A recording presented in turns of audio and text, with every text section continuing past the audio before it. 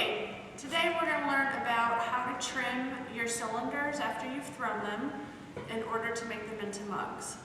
So once you've thrown your cylinders, you're going to place them on a piece of wood, and then you're going to cover them with plastic so that they get leather hard. Once leather hard, you're ready for trimming. This is kind of how they will look.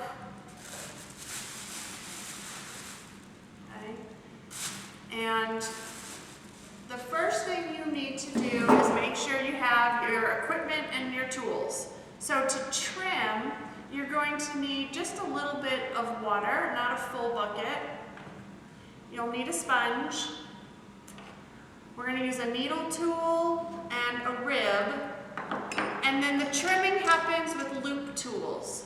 So you get to choose your loop tool, the size, the shape. We wind up with a favorite, and it doesn't matter which one you use.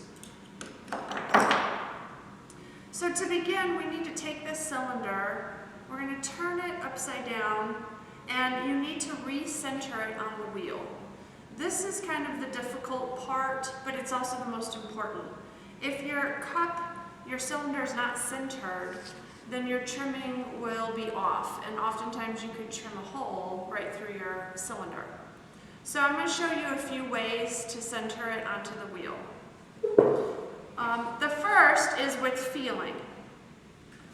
So just by using my fingertip and holding it very still up against the cylinder, wherever the cylinder bumps into my finger as it's spinning, I will stop the wheel. At that point is where I need to push it to move it into center. Every time you adjust it, you need to check it again. If there's still a bump in it, then you're going to adjust it again. Another way to make sure your cylinder is centered is to use a needle tool, and we're going to make a circle on it, and that will allow us to visually see if our cylinder is centered. So you'll spin the wheel slowly. Hold your needle tool very steady at around 3 o'clock, and just allow the needle tool to scratch a little circle into the bottom of your pottery. Then what you're going to do is you're going to look at the outside of the circle, and you're going to try to see how centered it is. You'll find the widest spot, and that's where you need to push in order to center your cylinder better. Once you've adjusted it, erase the first circle so you can check it. And you hold that needle tool as still as you can, draw another circle, and then check it. If it looks like the area around the circle is very even, then you're centered and you're ready to move forward. Now what we need is some clay. It doesn't have to be wedged, and we're going to break it up into smaller pieces so we can anchor our cylinder down.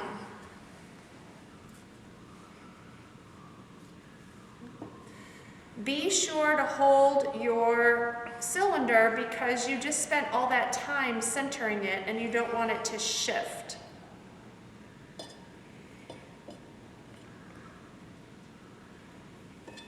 The wheel should be dry so that the anchors stick.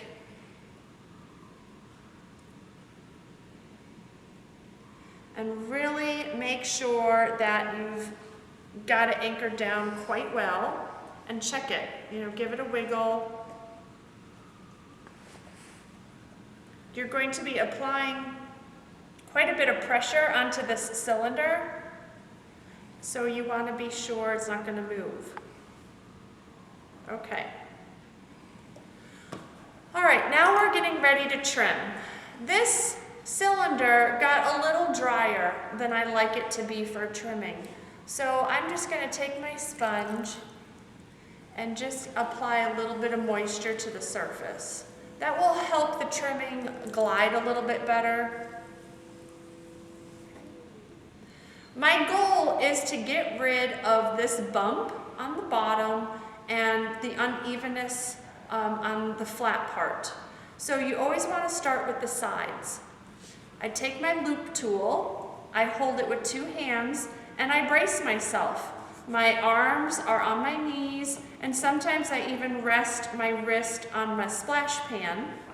And I'm going to hold that needle tool, and I'm going to come in at 3 and 4 o'clock, and I'm just going to like start scraping the clay.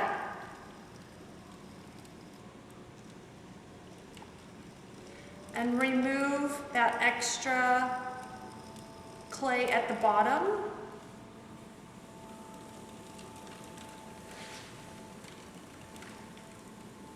Because my clay is a little bit dry, it's making more of a crumb when I trim. Oftentimes, there'll just be ribbons of clay that get trimmed off. You can kind of see that.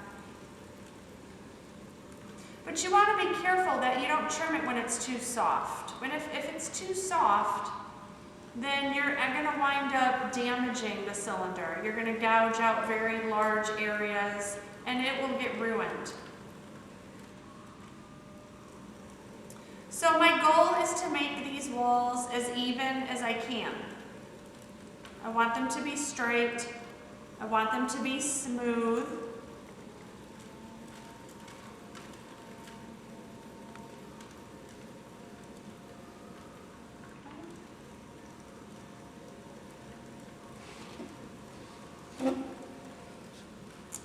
All right. Once you feel content with the outside, and you think that you've shaped it enough and you've trimmed away the extra clay, then we're going to move on to the very bottom.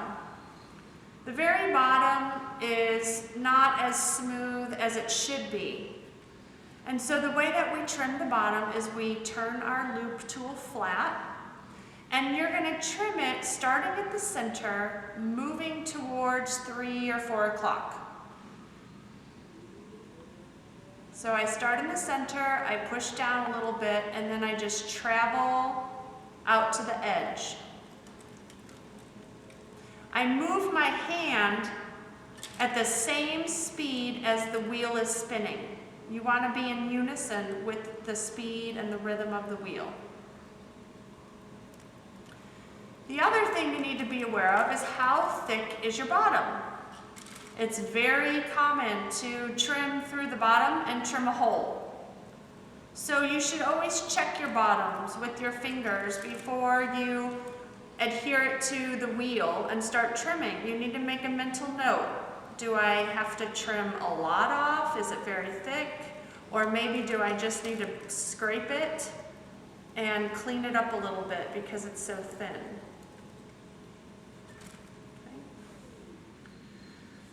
Once you've done the outside and the bottom, the next thing that I do is kind of soften this corner, soften this edge. You know, when this is fired, this sharp edge becomes pretty sharp and doesn't make for good pottery that's going to be on a table or useful. So I'm going to take my loop tool and just kind of round out that edge.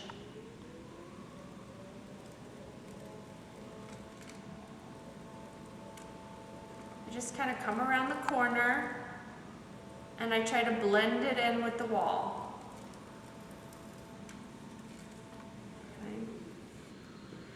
Now once you've trimmed the sides, you've trimmed the bottom, and you've rounded the edge, you need to check it. If there's a spot that you've missed or an area that you can trim better, you want to do that before you remove the clay and take it off of being centered. The last tip is to take a rib. You can use a rubber rib, a wooden rib, and sometimes people just use their fingertips. But we want to kind of recompress this clay. Where we have trimmed it, we've opened up the pores. And we want to kind of seal that back up. So running a rib over it is going to help do that. Like I said, sometimes a fingertip will do that just fine.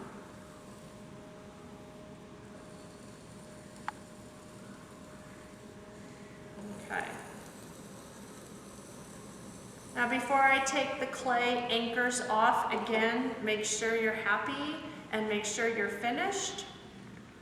Then you'll just remove all 4 anchors. Okay. I flip it over and I make sure that the rim has not gotten damaged. Oftentimes, you know, it'll get a little bit damaged and you'll want to maybe buff it out again. So I take a damp sponge and I'll just kind of clean up the rim a little bit. And then sometimes I'll even use my finger to buff it out. You want it to be very smooth. This is where your mouth will be going for your mug, so you don't want anything sharp or jagged. Okay. And that's how a trimmed cylinder should look. The next step will be putting a handle on it, which I will demonstrate in another video.